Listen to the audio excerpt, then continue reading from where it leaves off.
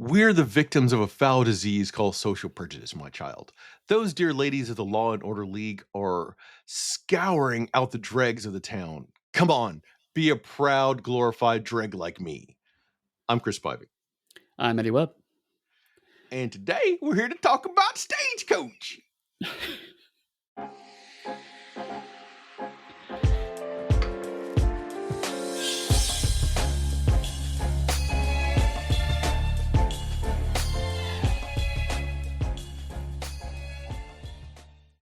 Hello, listeners. We're here to discuss the epic, the masterpiece, the seminal classic that helped establish the Western genre that people consider to be a classic, consider to be an epic, depending on which side of the fence you're going to straddle.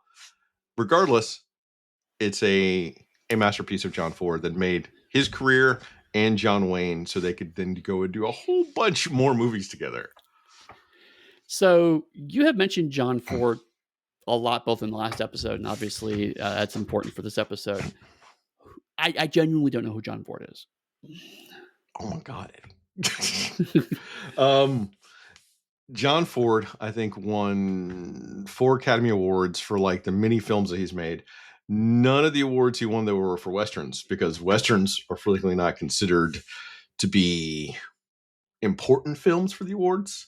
Right. Frequently, they don't win awards like that. People in the Western may win awards, but not so much the film themselves or the director who made it. So, but they would make money, and Stagecoach made a lot of money.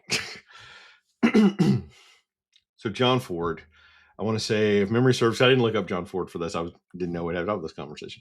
John Ford's like an Irish immigrant whose brother, if I remember right, went to Hollywood and became famous, and then he got John Ford. So my eyes are closed. I'm talking to Eddy because I'm pulling this from like the dregs of my memory now. Who got John Ford onto the lot. I think he even changed his name to John Ford from what it was before, how people do. And then he started started directing movies. They were really semi B movies and like B Westerns. I think one of them was called like Tornado or something in 1917. Wow. So he's been directing for a while, but it was Stagecoach that cemented him. Like, he got the big idea for it. He shopped it around. I'm talking about Stagecoach now too, but he shopped it around to different theaters, different production companies, and no one wanted to take it because he wanted to have John Wayne, who had become friends with Ford, is Ringo. And instead they wanted to have like Marlene Dietrich and Gary Cooper in this movie instead of John Wayne. And I forgot her name, even though she's first billed on it. It'll come to me eventually. Anyway, that's all based on John Ford and who he was. John Ford, phenomenal director. So much so that like Orson Welles says that Stagecoach is the pinnacle example of how a movie should be directed. Wow. God, what was it?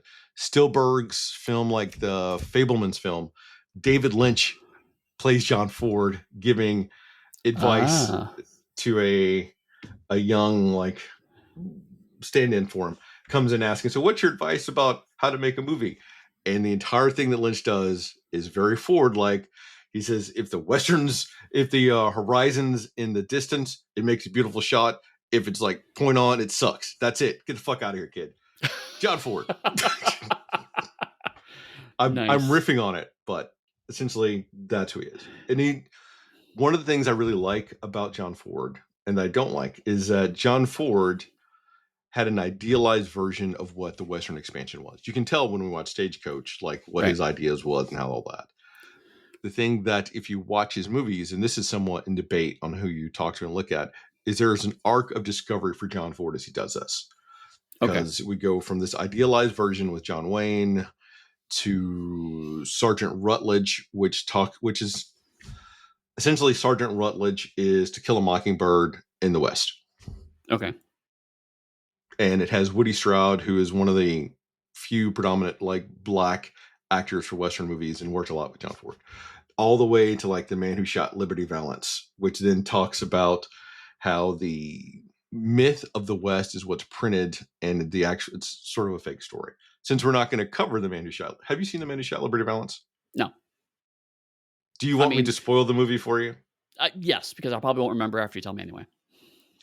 Is essentially it has Jimmy Stewart and John Wayne. And in the movie, Jimmy Stewart becomes like elected governor and all these other amazing things, and he's a lawyer. John Wayne is like a cowboy, like a ranch hand, because that's who he always Right. is. Right. But Jimmy Stewart's character pisses off a gunslinger, and he has to go and fight him in the street. And it's believed that Jimmy Stewart gunned down a gunfighter, and that's how he got elected. And off to the popularity of everything else. And then I see. 20 years later, he's telling his story to like this newspaper, and it turns out that John Wayne's character is the person that shot the gunslinger and let him take the credit because he knew that Jimmy Stewart's lawyer was the future of America. Okay. And the paper guy says that at this point in time, you print the myth, you don't print the truth. Right. So John Ford went on an arc of the Western expansion is great all the way to it's a lie and we're printing the myth. Interesting. That's an interesting way to look at his oeuvre then. But not everyone looks at it like that because there's a lot of racism and other shit in there too. But you have to like Sure. if we're distilling it down, essentially that is kind of how it goes. Interesting. So this is the start of the arc, and like you said, a lot of genres ultimately draw from one or a small handful of works that then put their stamp on it, and it kind of just builds from there. Detective fiction had theirs, and so like this is the Western version of that. So, um, in a way, it sounds a bit like John Ford started a myth that he then kind of lost control of. To some extent. And I'm going now and apologize to listeners. I had insomnia last night, so if I'm more scattershot than usual and I don't remember something, I'm going to say it's because of that, but maybe it's just because I don't remember. Right, because we are brains of a certain age. Oh, that's essentially John Ford. Right. Take a minute, talk about John Wayne. While I mentioned that I'm going to limit it to directors, actors may constantly pop up Oh, sure. because that's what they do. Right. And I mean, like, even I'm like, okay, I know who John Wayne is. And um, I may go more into it as we talk about the film itself, but like, I was not quite prepared for John Wayne in actuality as opposed to the myth of John Wayne. In Yeah. the same way that kind of the myth of William Shatner is different from if you actually watch William Shatner act, right? But yeah, like John Wayne is kind of the archetypal cowboy actor, for good and for ill. At this stage. I mean, then eventually we'll move into like Clint Eastwood and so Right. forth and so on. So for this, if you're a John Wayne fan, you're about to really dislike me. So John Wayne also changed his name. I think it was like Marion something else was his real name. But then anyway, went to Hollywood like after I want to say he was on a football scholarship, got hurt or something, and they couldn't do that anymore. So he went to Hollywood. He worked as like a stagehand, like moving shit from side to side. I think I mentioned last Right. episode of the movie lot A to movie lot B, move this heavy piece of shit. And eventually someone spots him, and that's where he gets to start acting in B film, like B westerns. He befriends John Ford, who is a fairly prominent director who was like working their way up. Mhm. And the two of and with that friendship is why Ford was obsessed with casting him in this movie because he thought Mhm. that John Wayne could be more than what he was getting a chance to do. John Wayne. John Wayne became a known Western army macho guy actor. Is what he's known Mhm. for. That's like his persona. John Wayne is a draft dodging racist coward. Okay. Tell me how you really feel. When so many other actors went off to war to fight in World War II, John Wayne avoided the draft constantly. He had his studio send letters saying that he's too important to go off to war. John Mhm. Ford went off to war and fight, and like he lit this big. He ended Wow. up doing like some stuff. I want to say for the God, I forgot what the OSI essentially. That's the wrong acronym, but it's like the Secret Service, the Right. military intelligence. He was doing stuff for them. And that created a huge rift between Ford and Wayne because Wayne refused to go fight and everybody else went to go fight. And Mhm. a lot of those actors went over there. And so in the end, I don't think John Wayne ever went and fought. And even if he did, it was like really late and in some like publicity role. If you essentially remember Captain America when they had Steve Rogers sort of show up at shows for the troops Mhm. and he was booed at first, that's essentially John Wayne. Okay. after that, after like the war and everything was over, that's when they went on a hunt for communists and other people. Supposedly, John Wayne led the charge on that. So not only is he a draft dodging dick, he's also a tool for the government that tried to persecute other people. Hate, hate, hate John Wayne. And I'm not even going to talk about the Academy Awards, where there's a whole other thing. If you want to know it, Google it. I'm already getting up in an ire right now talking about John Wayne in this. In short, not a good dude. John Ford made John Wayne's career. Right. People love him. People talk about him. It's. I mean, I think to your point, like, you can't talk about Western film without talking about John Wayne, right? And you can't. It sounds like you can't talk about Western film without talking about John Ford either. So like we've got to talk about them. And if we only limited talking about people that were good people, we not have much to talk about. So I mean, that's a sad state of the universe. Yeah, but it's true. Like, so yeah, we'll call it out. But at the end of the day, you can't deny that John Wayne, what we would now call a meme, right?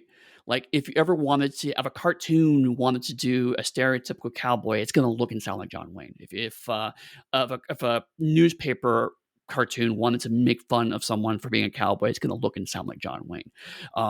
He's much like Basil Rathbone. He's established a certain imprint on culture. I mean, from another example from my interest, like, Hulk Hogan, much the same way. He's a racist piece of shit, and I'm glad he's dead. But most people who think of pro wrestling think of Hulk Hogan. So, I mean, we can divorce the reality from the image, and not excuse either. That's funny, because when you say that, my first thought is always like the Macho Man. Well, he's the other one, right? And he was a halfway decent dude. Hulk Hogan is a racist, obnoxious piece of shit who has actively damaged people physically and emotionally throughout his career. But whatever. It's just me, because I think of the Macho Man, then I think of Roddy Piper. That's close to his name. It's not quite his name. Yeah, Roddy Piper. You had it right. Yeah. That's because it sounds like because you've actually watched a little bit of wrestling, whereas most people have never watched a single bit of wrestling. Only have seen The Rock and Hulk Hogan, like the two things that people are going to know. I did. I watched. We're all over the place. Watched some wrestling, and then I submitted into watching Glow for a good chunk of time as a young boy growing up, and then I moved completely out of wrestling, and that's when I watched. God, is it called Them? No, it's called They, where they have the sunglasses that you can see the aliens. Yes, Roddy Piper's first and last movie. It's not true. Did you have a movie? He also did. I want to say Hell Came to Frogtown. Eddie, you that's dig right. Deep, no, you're right. Deep for you're this right. knowledge. You're right. I did forget about Hell Came to Frogtown. Yes. So if people want us to cover either of those movies, they should let us know, because now that you say that, it would be fun to do a short run of movies that have wrestlers as stars. Oh god, I didn't think I'd be talking about Hell Comes to Frogtown today. Anyway, leaving those classic films to come back to like this masterpiece of a film. God, Eddie, we're horrible. All right, I'm a horrible podcaster, but you indulge me, so I appreciate it. This film, a lot of it. So there was a short story that came out, like the Stagecoach, I think, to Lordsburg. It was published in 34, 35. John Ford bought the rights. And so it's rumored that he based the Stagecoach on this, and a picture by, I forgot his name now. Remington is a famous artist that did a lot of Western landscapes. There's an oil painting by Remington of a stagecoach being on the run and being attacked by indigenous people. It's like in 36, I think. So a lot of these were the elements he used to make Stagecoach. That makes sense. So he used it functionally as what we would now call concept art. Yeah. I'm pausing because I could ramble on and I give you a chance to jump in. I honestly, I don't have a whole lot to say. I mean, because like really, John Wayne's about the only. I think I recognize a couple of actors in this, but John Wayne's obviously the most recognizable part of it, even though he's not yet in his "I'm fully buying my own bullshit" form, which is interesting. So like he said, this is his first breakout role, so that makes sense. He's still trying to finding his feet as an actor. Although you said he was in films before this. Do you know how many? Like a lot, a I little, a do few? not. But those were the B westerns we're talking about, Right, where right, they right. Which were have been lost to simple time, I'm guessing. plots. They were built for like little kids essentially, and they could like sort of intersplice them and make different things. Like this would be his first real acting role, which is also there's talks some interviews I think that Ford did later, the and Wayne that talked about how Ford rode his ass in this movie so that then people would see how Ford was treating him to help boost John Wayne's confidence in his own acting. Okay. So those are sort of tricks they've done. From my understanding, Ford was an asshole. Like he was not a Sounds like nice it. dude. But that goes for a lot of directors. Like even if you look at Stanley Kubrick, who I would never have wanted to work with, asshole. Sure. No, there's a certain I think what we now clump together is auteur style of directorship, which they have a very specific vision in their head, and they will work everyone to death to achieve that very specific vision in their head. And sometimes it Yeah. can make great movies, but it makes for miserable working environments. And this is also Ford's first film in Monument Valley. Monument Valley became synonymous with the westerns because of this, Okay. which I'm trying to remember now. There was, I want to say, a white couple that owned a little store there that traded traded and sold goods with indigenous people that lived there. They didn't make a lot of money. They came up with this idea to try to sell it to Hollywood for westerns, and they went out and they made some sort of deal with them, and that's why Ford came here, and that's why Monument Valley became like a big place for westerns. And one Okay. of the things I do like is that Ford would pay the indigenous people that live there to come and help with films and things like that. So it's given money to the community in a sense. Okay. That's nice. Yeah. Um, and I did notice that. Well, I'll talk about how indigenous people are talked about when we get in the movie, but I was surprised by some of the ways that was handled that way. Awesome. I'll look forward to that. Monument Valley itself is on the Arizona and Utah border. The location where they shot had no paved roads. It was like Okay. super remote. So they're out in like the bumblefuck doing all of this. Right. Oh, And like and those early or sorry, late 30s movie equipment was not exactly portable either. So they did they it may have been later, but like I vaguely recall there was one location where they actually ended up building train tracks to it because they just it was so much easier to try to get film stuff to and from the location. Was that Monument Valley? I do not know off the top of my head. Okay, I may be conflating a couple things then. Um, I thought I'd heard that they built a road or a railroad track or something to a location because it was so remote, but it was so much filming they ultimately just needed to get stuff back and forth from there. But It could have been. So yeah, the big thing is regardless of how much I may know, there is no one that can know enough of everything about the westerns to be able to feel a lot of this. right, because there's just so massive. Like we talked before, like it's um, there's no. I mean, I suppose someone has tried to document every single piece of Western media, but A, it's constantly growing, and B, what definition of Western is so vague as to what you include and don't include. So yeah, it's this huge sprawling thing that you can't get your hands around. Like, we tried with Sherlock Holmes, and that's a much more contained thing. Even we struggled with getting our hands around that. This is just magnitudes bigger. Right. So yeah, it's just and so much was lost media too on top of it all. I mean, because this was so throwaway, like I said, there's so many B movies for Westerns. A lot of times people would just make the film, they'd show it a few times and throw it away or reuse the stock or whatever, reuse sets, reuse actors, reuse props. So like there's not provenance for all this stuff. I love that you mentioned that because I'm gonna come back to what I was about to say, but so decades later, that's so true. And there were like grainy reels a lot of Stagecoach. But someone was Mhm. interviewing John Wayne, and they ended up going through like his garage, and they found a unscreened print of Oh, Stagecoach in Wayne's wow. garage that he'd taken off the set, and that is why there is a restored version of Stagecoach that looks as great as it does. Oh, wow, yeah, 'cause I was surprised at how well it looks. I thought maybe it was AI upscaled, but no, it sounds like it was much better. They got a good print. They found it, and then they asked, "Can we take this?" And he's like, "Go ahead, take the reel."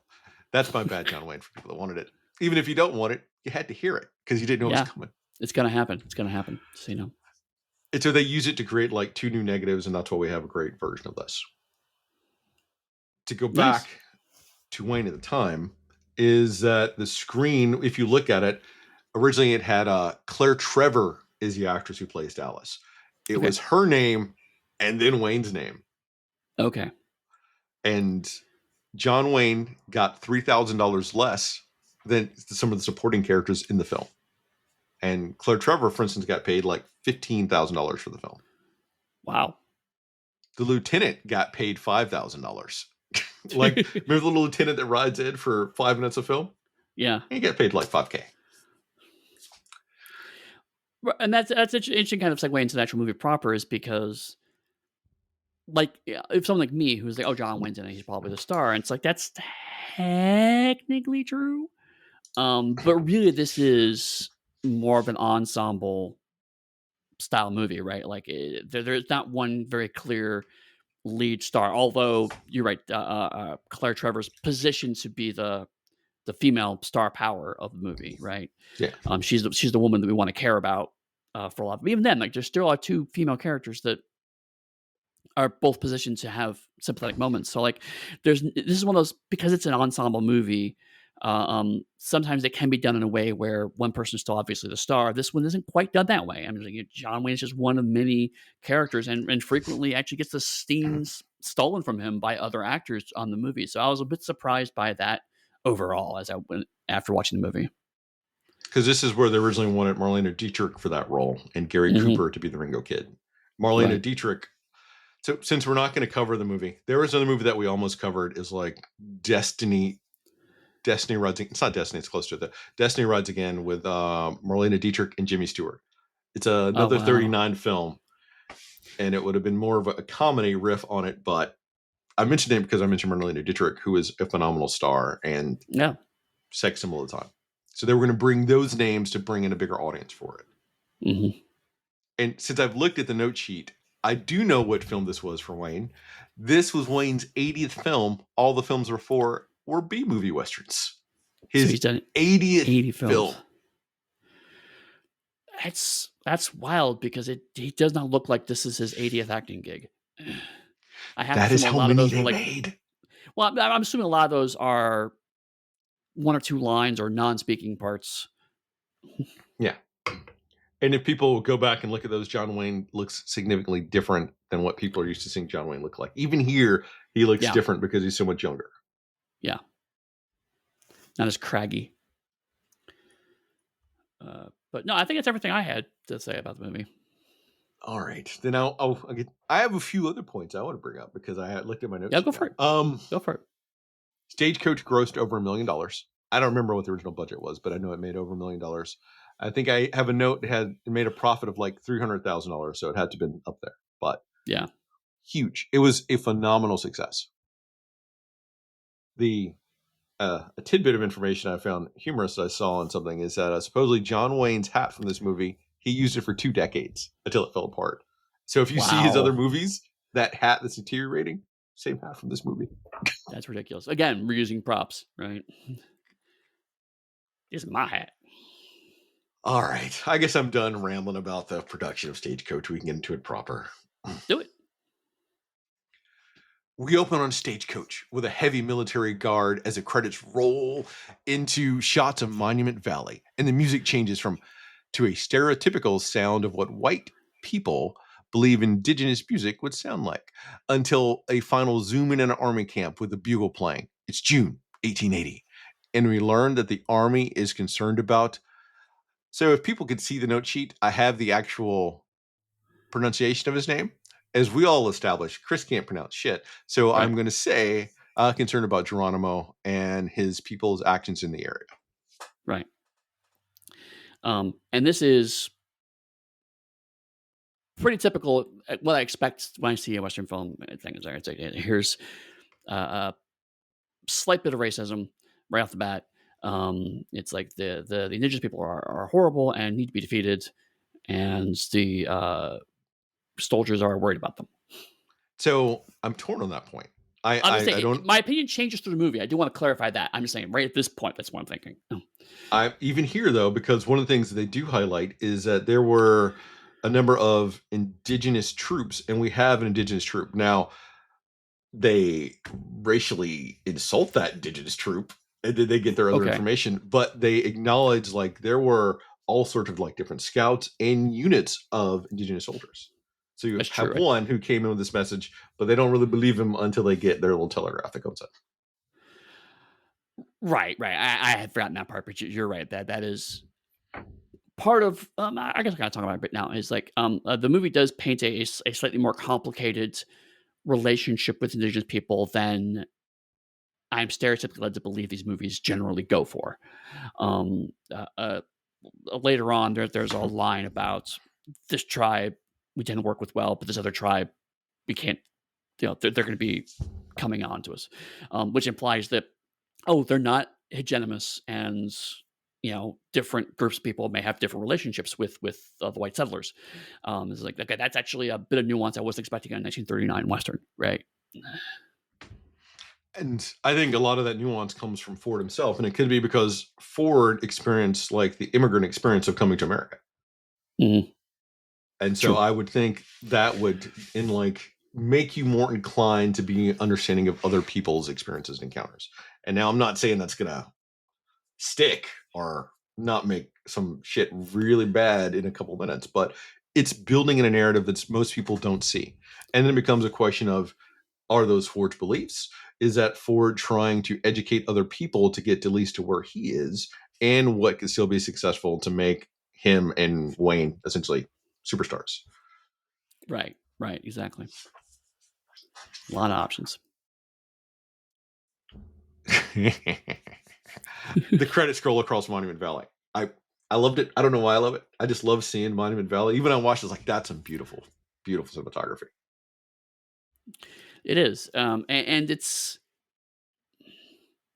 I have a weird affection for older movies that put all the credits up front and they kind of just end. It's like, let's I spend love it. 3 minutes just going through. Here's all the people worked on it, and then do cool, beautiful music and beautiful shots. And then when the movie's over, it just goes the end, and it wraps up. Yeah, I kind of like Yeah, that. I like that a lot. Unless, of course, your movie ends with someone shouting the word "shitty," and then it cuts to scenes like, wait a second. Shitty. I It's a Shaft disagree. joke in case I think people that's amazing. people didn't listen to us talk about Shaft. Um, Shaft.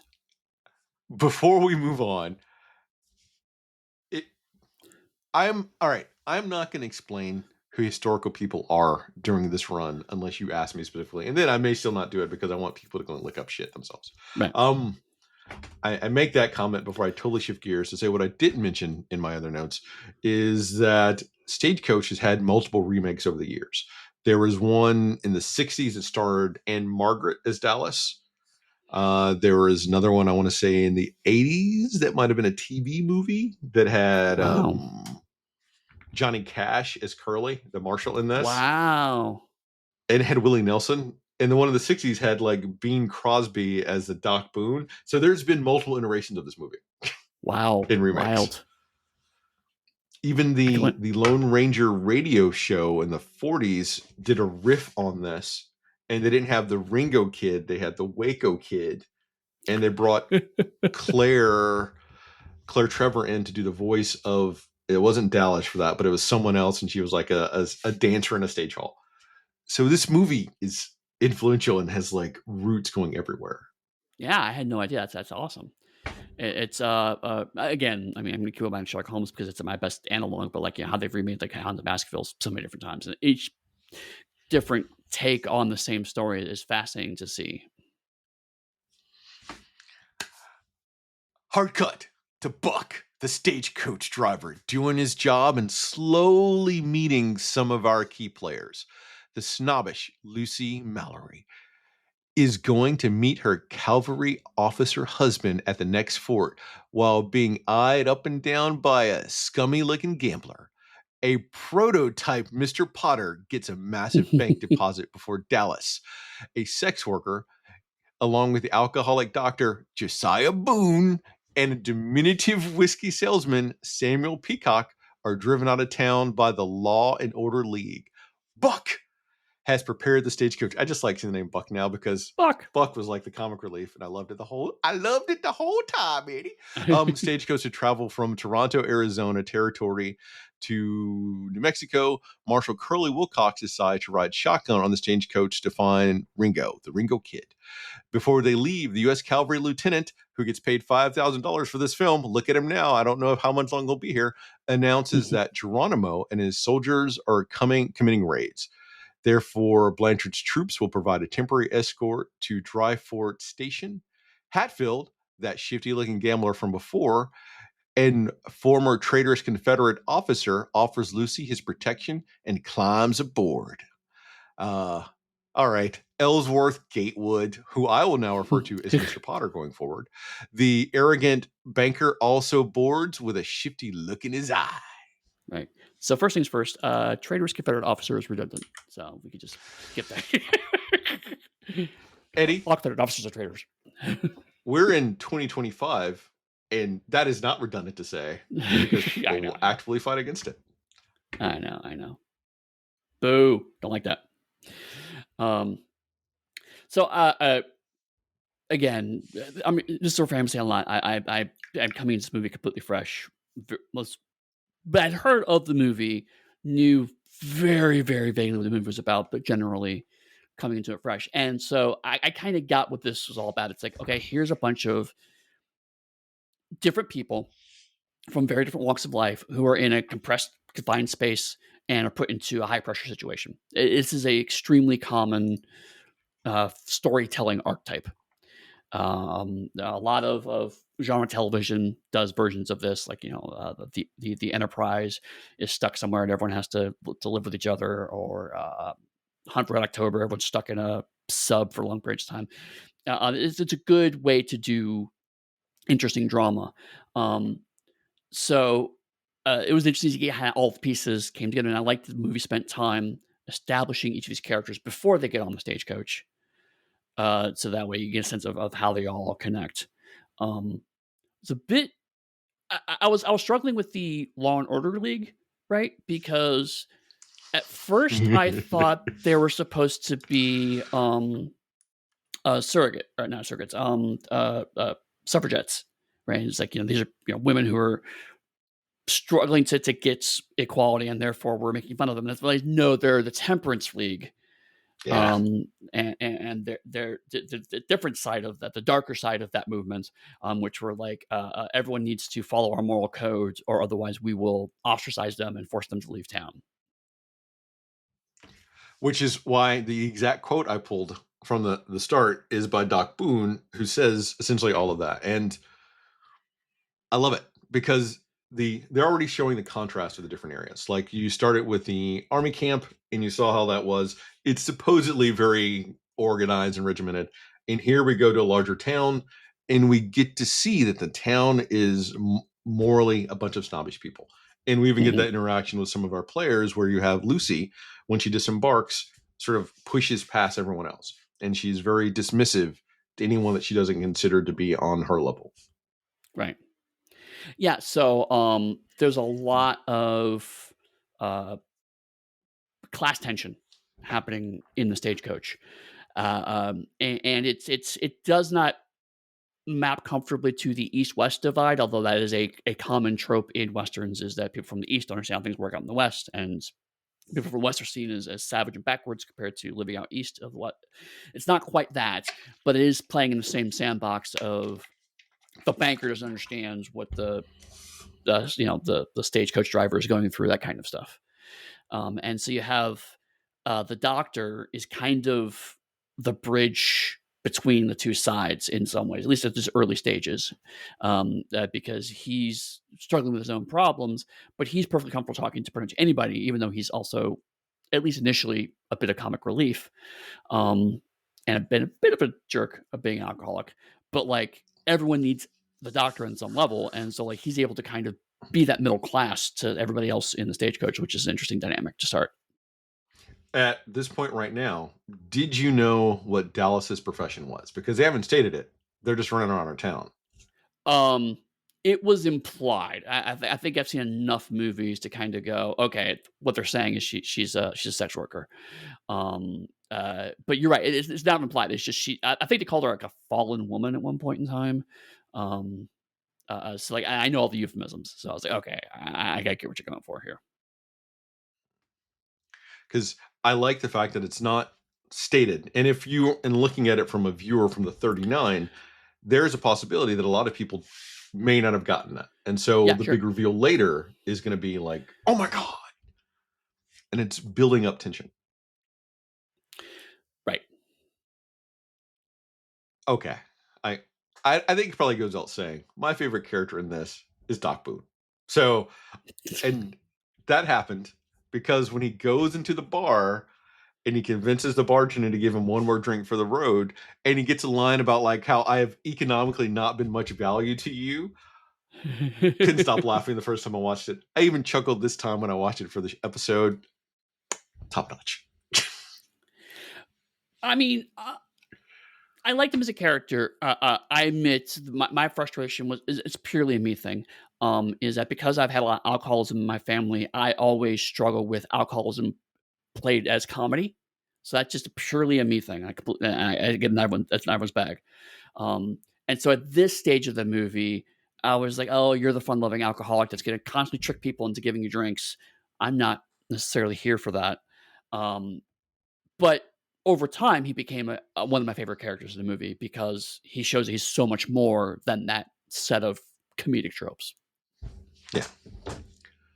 And the interaction between, so I'm going to jump around a little bit more. The interaction between Buck and the Marshal Mhm. is interesting when you get this guy that's trying to do his job, wants to get in and out, goes in and talks to the Marshal, and the Marshal decides to ride Stagecoach like shotgun the Stagecoach.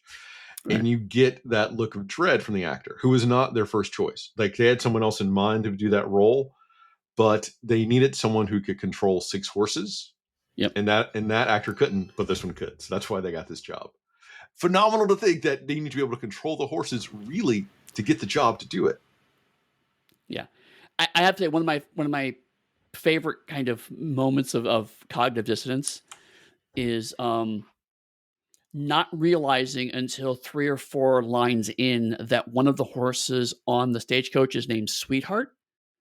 So having Buck randomly scream "Sweetheart" to the guy running next to him, I was like, "What is going on?" Oh, the horse is named Sweetheart.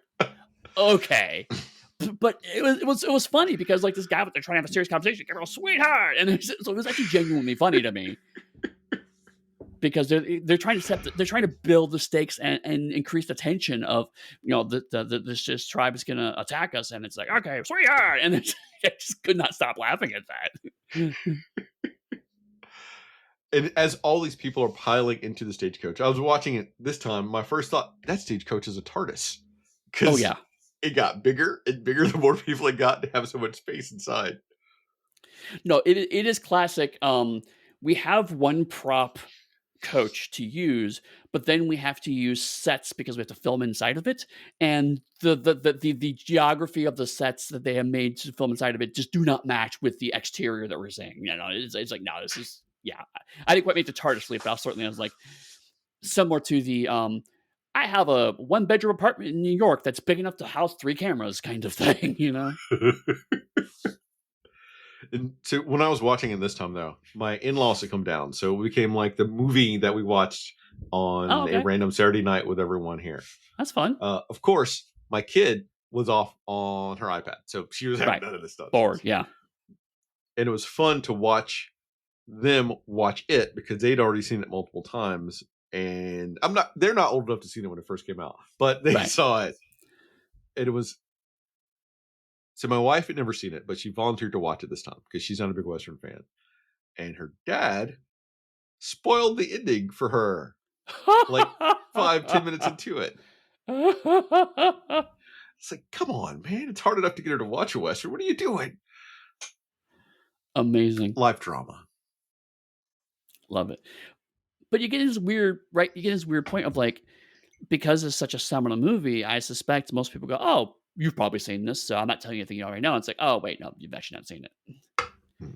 It reminds me of, I was talking online about, um, the Reichenbach's Falls scene in the Sherlock Holmes story, and Ah, someone's like, "You couldn't post a spoiler that, he survives." I'm like, "There's, like, 30 stories after this one." I mean, and they're called the Sherlock Holmes stories. I would think you would deduce that he would survive it. But again, it's such an iconic story to me. I didn't realize there's somebody else who was reading my information that was like, "Oh, this is new to me," and therefore I feel like that movie is spoiled. So yeah, there's sometimes a danger around these load-bearing bits of pop culture that not everyone's actually consumed them. Not everyone knows Batman's origin story, that kind of thing. yeah. Jesus, that's hard to believe. It's true, Or they could have believed that Watson pulled a Ray and took on the name of Sherlock, and then right? we're all Sherlock. Right. The Holmes saga, episode Because 9. Lestrade could take on the name Sherlock. Everyone could do it. Right. I don't think you'd pay to see that movie, Eddie. From the look No, on I your would face not. right now, you're like, fuck no. Okay, I'll leave the Sherlock bit alone. Maybe if it was the Um, Sherlock from the '50s show that we watch, or the Lestrade from the '50s show we watch, I'd like to see him as Sherlock. But other than that, no. we get Potter, who jumps onto the stagecoach as is leaving town, fleeing his wife with the money. Yes. Part of me likes it, part of me hates it. It's like this is the most irrelevant, pointless character to have here. I liked it in the sense of this was so the one thing that the movie made pretty clear shortly after this section, I'll say, is that everyone in the stagecoach has a problem. Again, pretty classic trope for this kind of drama. Is like everyone has a problem they're running from, or in some way struggling to deal with, and that's what the stagecoach represents. And so that was his problem. But I was enjoying the dynamic of this guy is objectively a bad person. He's just morally reprehensible on every level, and yet expects everyone to treat him like he is the best thing on this stagecoach. So, like, his role, from a character perspective, no, he's completely secondary. His role is to be the person who stirs the pot. He is Yeah. the one thing that many people on this stagecoach can probably agree is an asshole. So that starts the tension ratcheting up, because it's like maybe these characters could have all more or less gotten along, but then this asshole barges into the coach at the last minute, and now everyone's fucking pissed. So I like that, and I understand the fact that he is there also to show you that this law and order town is also morally corrupt. Yes, Like right, he would be the predominant key figure in their town, someone of power and influence, and he's stealing from the hardworking soldiers and everything else that brought that money there for the town to like go into their business, and he just stole it to go and escape right. his own shitty life with his wife. Right. The thing is that unlike everybody else on the stagecoach, he's not actually a character. He is a plot device, and that's what I think one of the reasons why maybe it's rubbing you the wrong way is because he's unlike everybody else has a full interior life, and this guy is just the asshole that gets things going. Yeah. And even Hatfield, the British Confederate officer, has some nice banter between him Yeah. and Doc Boone, and you see that Boone was a Union soldier and Hatfield was a Confederate. So that was like a nice play between them. Which, knowing that, would potentially have you think that maybe it's PTSD that has Boone drinking how he's drinking. But then Right. that is going to be undercut in a minute. Right. And also, might be a bit later, but the classism of the Confederate soldier versus the Union soldier, where the Confederate soldier was putting on airs of being more refined, sophisticated, which it is better because Ringo Kid starts to undercut some of that stuff in the ride. But again, like it's showing how there's every character access in the web is a slightly different take on the character itself. So like the whiskey salesman is mad at the doctor because he keeps taking his stock. The Confederate soldier is mad at him because he feels like he's lower class. The high class woman feels like the doctor's not doing his job well. So they all have different problems with each other. They're not the exact same problem. And again, the banker is just, we all have the same problem with you, which is that you're an arrogant buffoon. So so it's interesting to see the complexity, but it is. I understand from a story perspective why the obvious villain needs to be a part of all of this, but it does as the movie goes on, it's like everyone else is a really interesting character, and then there's this asshole. So All right, then I'm gonna get to the beat that we can go back and talk about some of these other okay, things. Meanwhile, Henry, the Ringo Kid, has broken out of prison to avenge the murder of his father and brother by Luke Plummer, a dangerous gunslinger who is in Lordsburg with his two brothers. The Plumbers also accuse Ringo of killing their foreman, which led to Ringo's conviction. En route, the stagecoach encounters Ringo, stranded after his horse went lame. Though Curly and Ringo are friends, Curly takes Ringo into custody. When they reach Dryfort, they learn the expected cavalry detachment has gone to Apache Wells Station. Most of the party votes to proceed, though Curly's coercion. The group is taken aback when Ringo, unaware of her profession, bonds with Dallas as their journey progresses. This is the beat where we go where Doc Boone accuses Hatfield of shooting someone in the back, and they're about to have a fight, and then that's when Ringo defuses the entire situation. right. Mm-hmm. But we also get the fact here that Ringo acknowledges the Doc, who he knows 10 years. You know what? I take back my other statement. 10 years ago would have been 1870. So, yes, Doc's drinking problem is PTSD. I was saying it before because Ringo said, you treated my brother a decade ago. Right. And that still happened after the war. So we can link all of Doc's drinking probably back to the Civil War. Right. And certainly, when we got that scene, I was like, oh, this is such a much darker character. And I saw what the movie's then trying to do. It's like, haha, look at the funny drunk. Oh wait, we're actually going to talk about why this is a problem.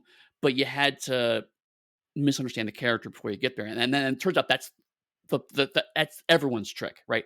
We misunderstand all the characters when we first meet them until we learn more about them, and so Henry's ultimately doing that for Dallas. Is we thought again, most people probably didn't get that she was supposed to be a sex worker, and so it's like that's the big twist. Is like everyone knew this. It was an unspoken understanding of most people in the Stagecoach, and it's like, oh, you're talking to her, but she's you know, um, and he's like, "What?" She was like, "A nice lady," So like, it was another let's stomp on the web of relationships, but now in a here's someone who can actually start to mend those relationships as opposed to the banker who was the one who was causing problems and the people were bonding around him in a negative way, and the people starting to bond around the Ringo kid in a good way, because he's generally a decent person. Even the guy who's arresting him is like, I don't want to do this.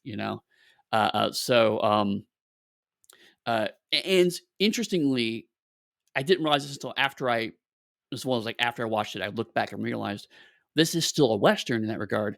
If you look at the Stagecoach as the community, the lone person comes into the community with a sense of justice, like you're defining it. It's just in this case, the Stagecoach is that community. Yeah. So it still is It, a default Western from that perspective. We're so used to someone walking into a geographical town doing that, but like, no, it's the exact same trope. isn't that that's phenomenal because I was about to ask you if you thought this fit the model of what the Western, how we started talking about it so far. Hmm. Oh, Yeah, I love it. I Love it. absolutely do. Love it. And it's so wild because like you've said before, this is the thing that starts off the Western. It's like, if I didn't know that, I would have assumed that was a deconstruction of that trope. Not deconstruction, but a reframing of that trope, I should say, talk about how we could do this differently. But no, it turns out the trope starts here on some level. So, like, Yeah. other people went from here that applied it in a different direction. That's the model that stuck afterwards.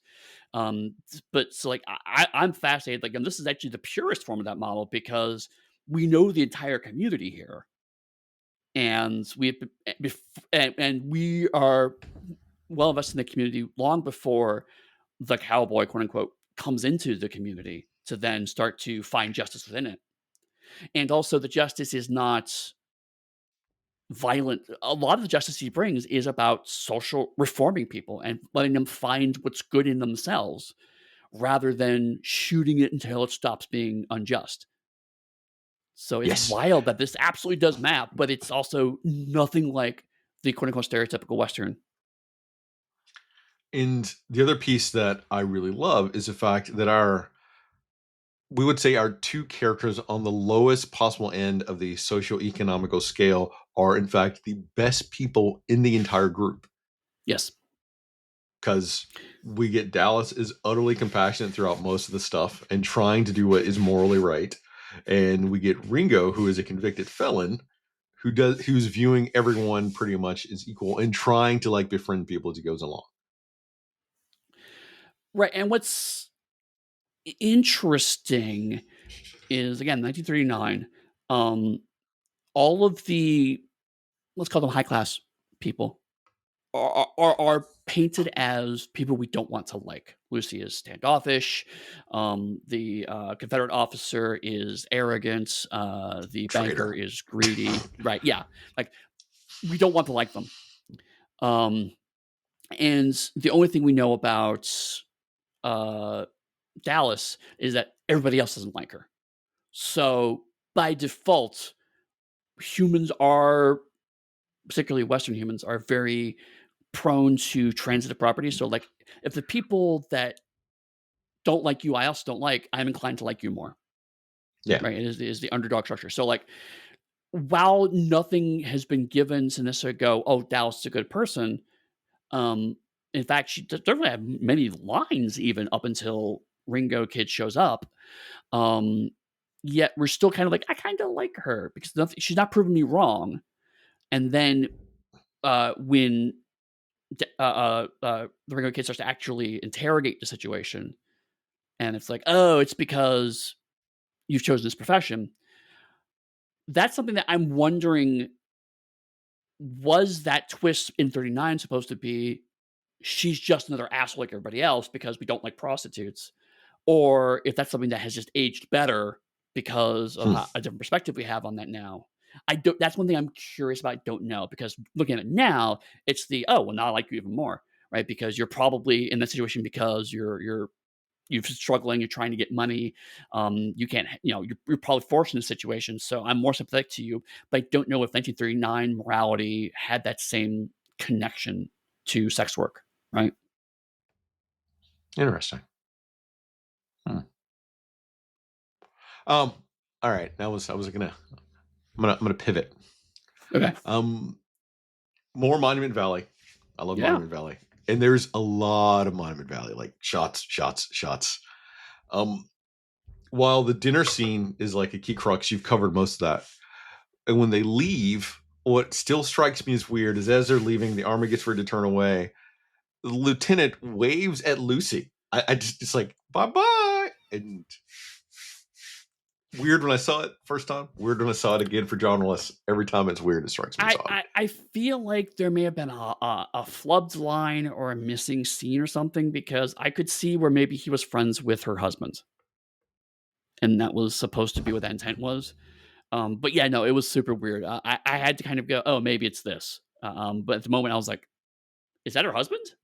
No, wait, no, that can't be right. Hmm.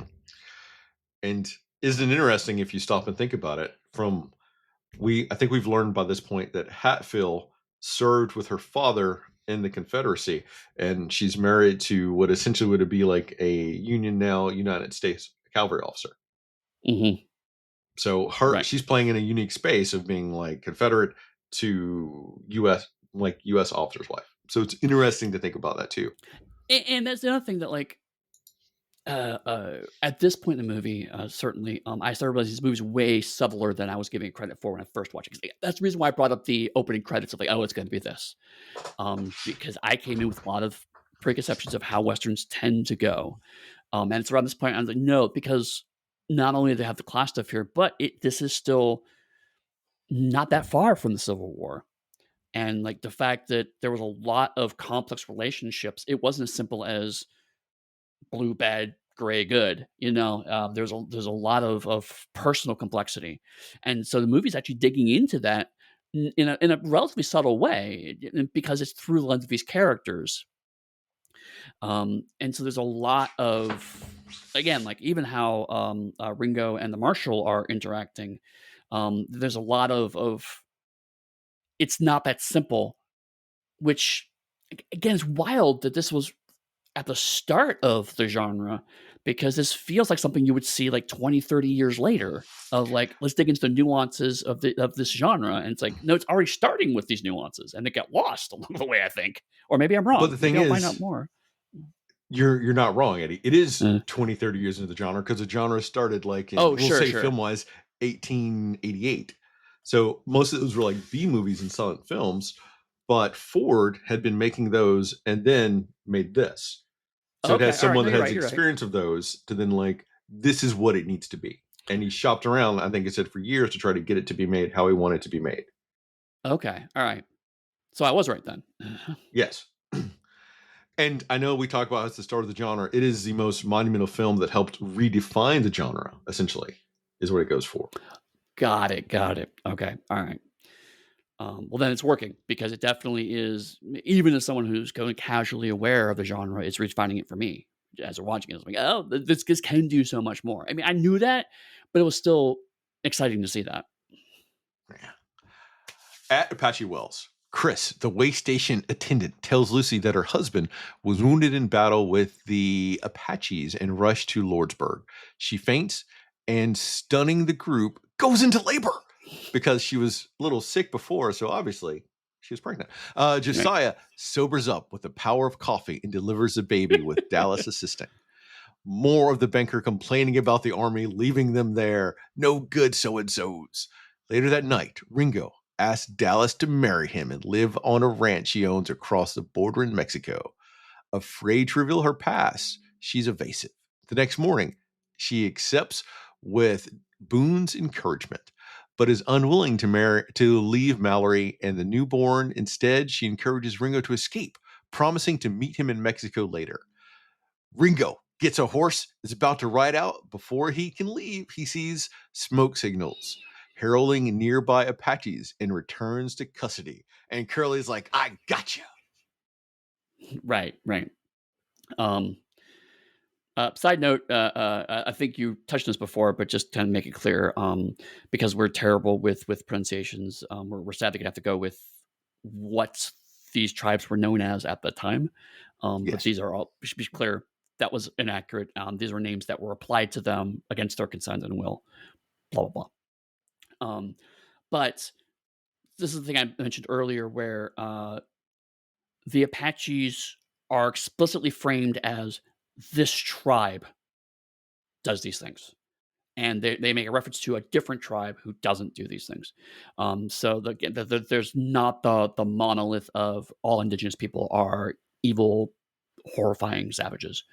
It's like, no, it just happens to be this tribe. Now, of course, part of that is because that tribe was particularly dealt with harshly, and they have lots of reasons for their feeling the need to resort to violence to try to reclaim their land. But the point is, for what this movie's trying to do, again, it's slightly more subtle than I was expecting, given what I knew of the genre.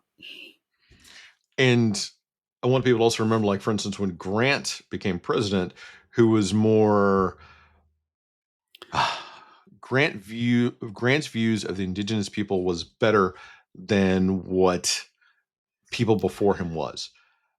Now, having said that, Grant's view was that if we, finger quotes, educate them in our ways, they can become a part of white society. So that's when they Mm, came up with these schools that would go and essentially just kidnap indigenous people and force them to try to adhere to what white society should be. That was yeah, Grant's opinion about the best way to do it. right, So when everything we're saying has so many caveats and there's so many nuances that it would take hours for every single point to go into. And I want, and much like Eddie, I think we both want to try to bring these up when we can. But at the right, same time, we need, on some level, for me, for you to go and read on this and research and do it. right, right, right, So that's part of the reason why it was so difficult to decide to cover westerns for journalists, because journalists has a certain vibe that is lighter than what it could be if we went for a more in-depth historical approach. right. That's what I mean. So like I said, we'll try to keep bringing up when it's relevant. I brought it here because it's relevant because the fact is that there's a nuance being showed here. So I had to clarify and saying, okay, well, this is not a nuanced approach, but for what the hammer that it is, it's surprisingly nuanced. Yeah. In a lighter note, in that vein, um, this is when I really turned around on the Doctor. because you were saying before about the PTSD. Now I'm definitely seeing that. I didn't quite make the connection to the Civil War, but like, no, this he's drinking because he has an issue, and so him sobering up to deliver the child, and the fact is that he very much wants that. He's not really talked into it. He's like, no, okay, I gotta shake this off. Give me some coffee. He proactively is like, no, I need to divest myself of this. So the gag of him celebrating with a drink is actually funnier to me because because it's just darker. It's the now I can go back to drinking my sorrows away, right? It's like Mhm. he has not recovered. He had a temporary reprieve from his descent into oblivion. Yeah. But it's funnier as a joke because he knows it, and that's what changed it for me. Is like it's not the oh he's a drunk, haha. No, it's the he knows what he's doing. He's drinking himself to death. He briefly stopped along the way to help somebody else out because he's a good man, but he still plans to drink himself to death, and so therefore, weirdly, he has agency in that moment by taking the drink again. And so like that's actually that ended up being a funnier joke to me as a result because he's like, "This is great. I'm awesome. Now it's time to cause my moral descent again." Oh, like there's so many layers to the movie because the plot of the movie itself is fairly non-existent. Like Yeah, yeah. point A to point B, got to get there. It's all these Yeah, nuances and a bunch character of a bunch of developments that people want to get make from it. point A to point B. They are worried about being killed, and they have beef with each other. That's the whole plot, right? But it's all about the character in this movie. And we get more of Dallas who keeps trying to comfort Lucy, and Lucy is like just shutting that down pretty much at every point. After the baby's born, there is like a momentary flicker of something else where she says essentially she stayed with me all night and didn't sleep. But Right? there's no real other acknowledgement or like bonding between that moment. Yeah, because I suspect what the movie's trying to do is, to your point earlier, it's still within enough memory that people remember. Oh yeah, sex workers ultimately are the backbones of these communities, but the Hayes Code has happened, and so we can't actually say that. Yeah. So how do we say that without saying that? And I feel like that's kind of the middle ground they ended up on. Did you have you found it fascinating that everyone seems to know the Ringo Kid? Like even Chris, the station attendant, warns Ringo not to go after the plumbers. Doc knows him, warns not to go after the plumbers. Curly knows him and warns him not to go after the plumbers. And just people that know him and keep giving him the same warning over and over that he ignores. That's interesting. I didn't actually think of that, because now that you say that, I actually don't know why that never occurred to me. Because I was about to say because that's the trope, but that's not the trope. The outsider is completely unknown, not an established part of the community. The only thing I can say is that I think the reason why I didn't even notice it is because it was all just reaffirmation of my existing bias, which is Ringo is a good person. Now all these other characters who have never previously established a relationship with him also think he's a good person and want to help him. So that is just establishing, reinforcing my own bias, and therefore I'm inclined to support and accept it. But yeah, no, that was a weird spot. I didn't even notice. Yeah, I didn't even notice that. Why does he? Why is halfway in the movie his character shows up and suddenly everyone fucking knows him? That's a good point. And as he is my namesake, I need to take a minute to continue to talk about Chris and the fact that his wife is actually a spy for Geronimo, Hmm. who steals his horse to go sell all these people out. Which then you have Chris complaining about not the loss of his wife, but the fact she stole his horse. Yeah, and that was the other thing was wild to me is like the movie just kind of goes, oh yeah, no, I'm married to an indigenous person, and then the fact that she leaves, it's not those damn people. It becomes a joke about I care more about the horse than the woman. But it's like again, it just casually presents an interracial relationship and just doesn't even stumble or try to explain it. And I was like, what? Wait, what? And Chris comically acknowledges that, like, the reason that he's still alive and they're not attacked there is because he's married to her. Yeah, yeah, yeah. It's like basically they're all my in-laws functionally. Um, And again, setting up the fact that the West is way more complicated than we believe it to be, but uses it for a comedic joke. And I love it. It's actually quite good. I'm like, that's actually really clever. I love it. Anything else before we move on? Um, the only other thing is we didn't really touch on it is uh we've not been talking much about the whiskey sellers arc because frankly there hasn't been much of one. But basically his arc goes from this drunker keeps stealing my stock to now in this scene he is the one who says no, we need to respect him. So that's why the joke of I'm gonna take a drink and steal more from your stock is even funnier because now the salesman is a complicit in this. He's like, okay, I know what's happening here. I know my role in this, but I still feel it's important to speak up because I have not spoken up for most of this ride. Most of the ride, he's been the very kind of quiet, trying to raise, keep things calm, but otherwise not really be involved in their conversations. And so for him to speak up now is relevant and important. And so I think this is his only real moment in the movie. So I want to make sure we talk about that real quick. But like it was just like, no, he's a doctor. We should thank him. He has one other big one, but you're right. We should have mentioned him before because Peacock is very much a background comic character to offset Boone. Like those two play together. And there's one or two other times where he's spoken up specifically about his wife and kid, and he'd make a very small stance and then back down. Sure, right, yeah. But like, it's not that he's been silent, but like he's quiet in the sense of he's not as bombastic as many other characters in his carriage. But you're right. He's always been specifically because of the small, quote unquote, smaller interior. He has always been framed with Boone, and so cinemagraphically, that's not a word. But anyway, the way they filmed it, he has never really shown in isolation. He's always shown with Boone, so they're seen as a pair. And then when Boone actually sobers up, that is the first time you see them not in the same shot on a regular basis.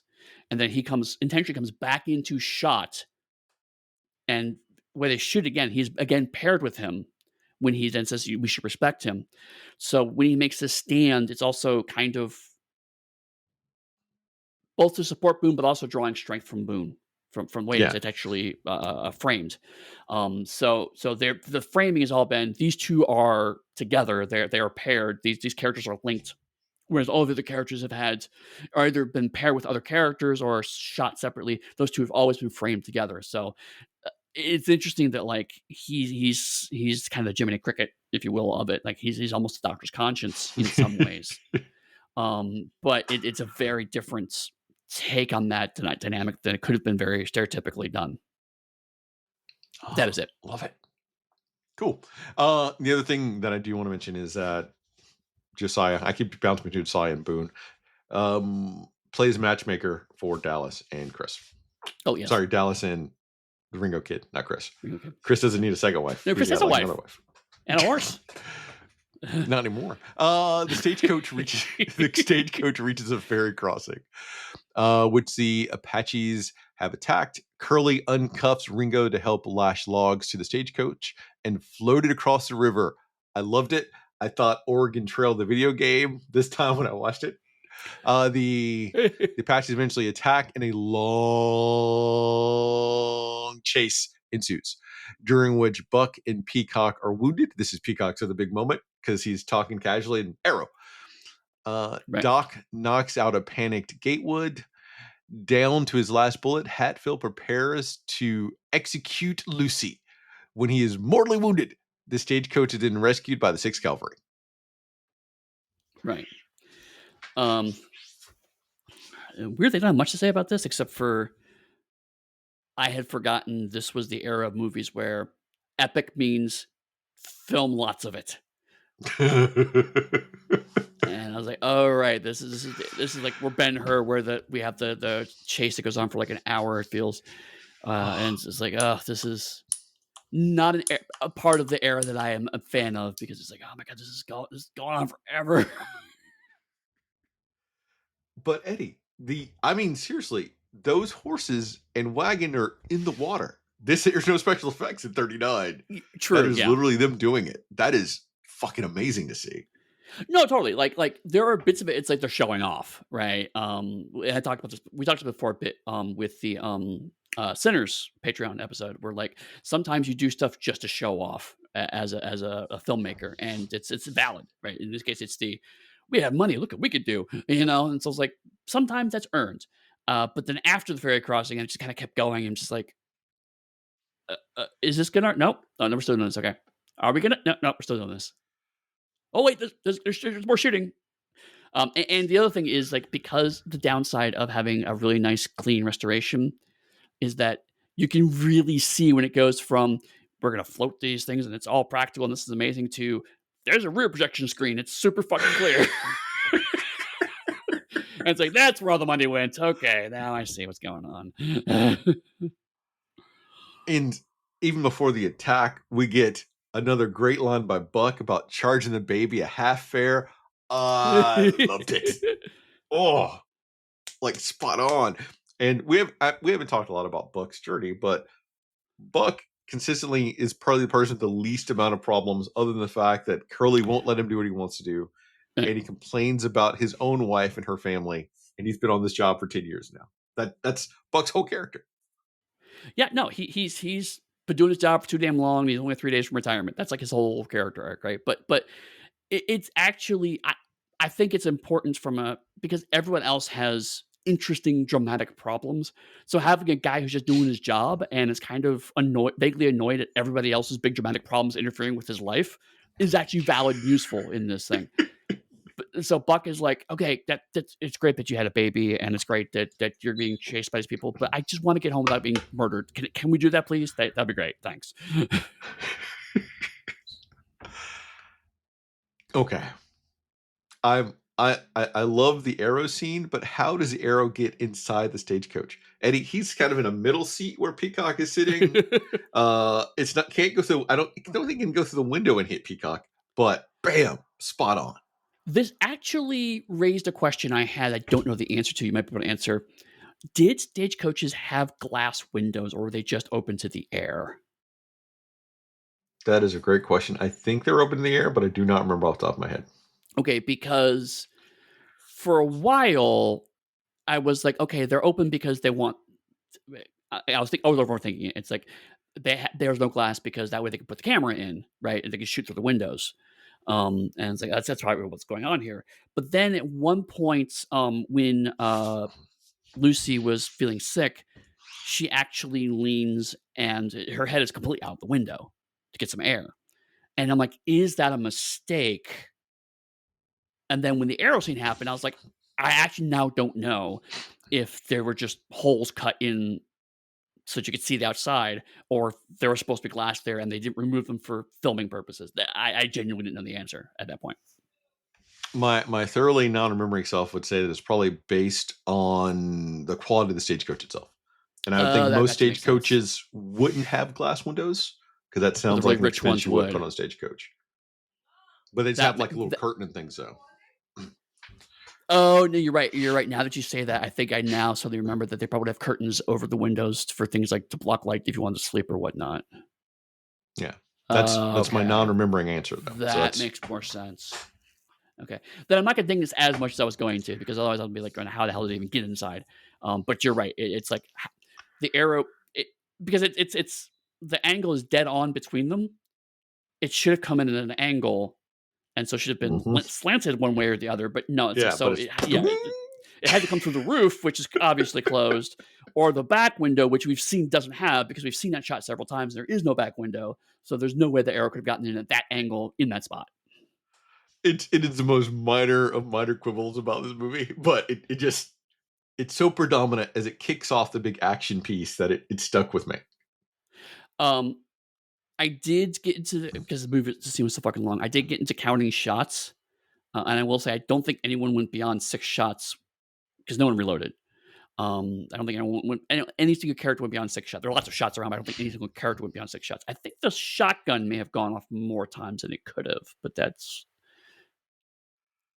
If you know what, the range on that shotgun is pretty impressive too. that's true. That's like That's true. rifle range. Yeah, it's like I don't think shotguns work that way. I think you're confusing a rifle and a shotgun, but okay, whatever. I did like the fact though that they had the indigenous people with array of different types of weapons. Yes. So that was like a nice display and like showing different cross colonization and other things like that through just subtle weapon usage. So it's like good beats. Yeah, I mean, it reminded me of, that like, again, Japanese history, but, like, that was a big shift in samurai culture was when they got access to firearms. Um, there's this mythical thing of, like, true samurai never used firearms, they used swords. Like, no, a lot of samurai use guns because they're better. They're clearly better. Uh, Um, and it fundamentally changed how warfare worked, and that's what caused problems. And but same thing with indigenous people. It's like, of course they're going to use guns, right? It's like yeah, with the idea of they'll use bow and arrows and whatnot. And it's like, nope, there's better technology. They're going to use it, yeah. especially if they're fighting what's functionally a guerrilla war. So they're going to use whatever resources they have available to do the most damage they can. So yeah, again, I thought that was a very cool moment of like, of course they're going to use guns. And as we all know, guns are better because Angelina Jolie showed us that you can curve bullets when you fire. Exactly. At Lordsburg, Gatewood is arrested for attempting to abscond with the bank's funds. Lucy learns that her wounded husband will fully recover thanks to Dallas, who gives Lucy her shawl. Peacock invites Dallas to visit him in his home in Kansas City, Kansas. Ringo escorts Dallas to her destination in a seedy part of town and finally learns who she is. But he reiterates he wants to marry her. Luke Plummer, who's playing poker in one of the saloons, hears Ringo's arrival and summons his brothers to join him in a showdown. Ringo, in a dive maneuver, guns down the Plumbers in a shootout, then surrenders to Curly, expecting to go to prison. As Ringo takes his seat on a buckboard, which is the type of thing they're getting to, Curly invites Dallas to ride with him to the edge of town. But when she gets aboard, Ringo and Boone stampede the horses, happily letting the couple speed off together towards Ringo's ranch out of the country. In movie. Uh, I've got mixed emotions about this ending. Uh, um, and it goes back to kind of what we talked about with some of James Bond movies, where I also had mixed emotions about The Spy Who Loved Me. And so like I'm keeping that in mind. I think thematically this ending makes sense, right? Because we introduce Ringo halfway through. He's the only character whose arc is not resolved by the end of the Stagecoach ride, so we have to resolve his arc as well. And also because, as you said before, the woman playing Dallas is the lead female actor on the movie. Um, we need to give her a little more time and also give a nice romantic ending to that specific arc. Yeah. Um, but also, I feel like structurally, since the whole movie is based around the Stagecoach ride, to then have the Stagecoach ride end and then a little bit more of the movie happen feels a bit odd. Yeah. I agree. It's for all right. I hate to say this about a masterpiece, but the ending is the weakest part of the whole movie for me. Mhm. And maybe it could have been offset if we'd had a little bit more time, I think, with Dallas at the start of the movie Yeah, to show that it's really her film. But I also understand the reason why they did it like this because people want a happy ending. And if they were originally trying to court, all right, so Ford wasn't trying to court, but the studios were trying to court like Gary Cooper and Marlene Dietrich to come do this film. They right, would want something that shows that we are the leads of this movie. It is not an ensemble movie. right, Like it's us. right. But because they didn't get those big heavyweight actors, so the whole thing feels much more accurately like it is, which is an ensemble piece, and no one's like I said previously. Some scenes get straight up stolen from John Wayne in this movie, and it's to the movie's benefit that they are. But it does mean that now you're right. This feels like this was a scene written to encourage big draws that didn't happen, and so it's just kind of just sitting there. And it's like I feel like if the plumbers had been introduced at the beginning in some way, or if the plumbers had been the people that were trying to stop the stagecoach for some reason, any of that would have worked better. But Ringo's whole story gets kind of bolted on the back half of the movie, and as an inciting incident to, again, he's coming into this community injustice, it works fine. But then now the community literally just leaves the movie, and now we have to do a little bit of cleanup on this character. So, like, as much as I was praising this movie's surprisingly accurate and nuanced approach to the tropes of westerns, it does then have this appendage that's very clearly a manufacture of this is how we make movies in 1939 is there's a romantic subplot between two attractive people and they get to have happily ever after. That's just how movies are made, especially big budget movies are made in 1939. Could we totally all right, could we totally reframe the movie and say that it's Buck's film because Buck is a messenger who comes in and tells Curly that Ringo is in fact going to this town, which then kicks off really the entire movie itself. And we see Buck somewhere towards the end of the movie too. So it's Buck's film, and everyone else is just guest stars. See, I would love that. It's like, he then drives the stagecoach off. We follow him for a while, and he goes, and then he just gives like, hey, I heard that Ringo took care of the plumbers and hooking up with that Dallas girl, and they're happy, and the doc has gotten his stuff together. I mean, if he just recapped everyone's ending in a letter to his wife, would be fantastic. I would love that. All right, so that's my joking response, but I'd stick with the fact that in a movie in the 30s, you need to have that romantic relationship done, which is why Dallas and Ringo talk about being married in the middle of the movie after they've been together for like a day and a half, 2 days. Right. And then that's how it ends. And that's considered to be a happy ending. Them escaping, Right. which another part of it boils down to the fact that who I consider the two best characters in the movie, who are mostly looked down upon, who would be considered outside of the community, escape the community to go live elsewhere. So like they fixed their problem here, but they can no longer fit into that society, so they've moved on. Right. And I think now that you say that structurally, that actually makes a little bit of sense. But the problem is that because the community is itself mobile, and also is itself transitory, it's not meant to be a permanent community. They don't escape the community leaves them behind. So that I think that's where I'm feeling it's like disconnect. It's not bad, right? Like, and that's something is like, I'm not. This ending is not terrible by any stretch of imagination. It's very satisfactory. It just feels a bit. It just jars a bit, and I think that's. I think we've come around to why that is because there's a certain rhythm that we have established with westerns over the decades, and this is not quite falling into that, which is weird because so much of the movie has surprisingly fell into it. So to have finally go, oh, okay, here's where the join between the two things are actually showing up. It's like, oh, I was really enjoying how well this was really lining up. But you're right. Yeah, And we said it before. But like this is when you make movies in '39. That's just how you make movies. You have to have this scene in them. and I can see why Orson Welles considers this film to be like the benchmark that all other directors should like work from. It is right here on the screen, how it's done, how it's broken down. And it's someone that has some experience, but it's someone that went against the grain of what was expected for westerns to then revitalize an entire genre. Completely agree. Completely agree. And my closing thoughts very much echo that. It was like I came into this. My knowledge of westerns from this time would have probably been equivalent to people who just watched a bunch of B western movies or B movie westerns. Um, so to come in and go, oh, this is actually for 1939, more or less a big budget refinements revival, as you say, of this thing. So we could do serious, interesting movies with the same set of tools was genuinely eye opening. It's like, okay, I get why this is a classic now. This is genuinely good for what it's doing in the time period it's in.